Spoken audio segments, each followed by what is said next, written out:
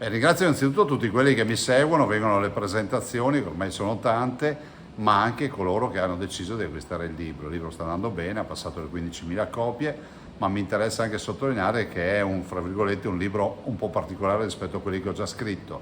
È il racconto, non è una marcorda, è il racconto di un viaggio di 3 diciottenni del settembre del 1986, uno dei 3 diciottenni ero io allora, ma è un racconto che approfitta di una storia vera, dove si incontrano personaggi, dove si parla di Francia, di Spagna, di Gibilterra, di Italia, perché si fa un viaggio con una Citroen 2 cavalli, ma soprattutto è anche la storia della vita, quindi è un'occasione per parlare ai giovani e ai ragazzi della vita, delle opportunità che la vita darà a loro e anche dei successi, degli insuccessi e come porsi davanti ovviamente alle difficoltà. Ecco, giovani che molto spesso vengono criticati, lei invece ha sempre avuto una parola di sostegno per tutti i ragazzi. Ma guardi, io dico sempre che i ragazzi di oggi sono migliori di noi di quando avevamo la loro età.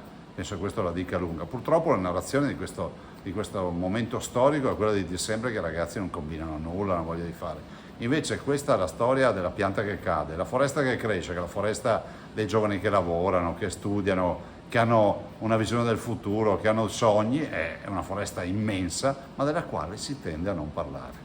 Ecco, fa presto, vai piano, si può dire lo stesso anche dell'autonomia, prima o poi arriverà. Ma sì, l'ho sempre detto, no? Quando abbiamo fatto il referendum ho detto ai 2.328.000 venti che hanno votato per l'autonomia, ho detto guardate, da oggi possiamo dire una cosa, che indietro non si torna. Tanto è vero che in questo paese se c'è un dibattito sull'autonomia questo è merito nostro.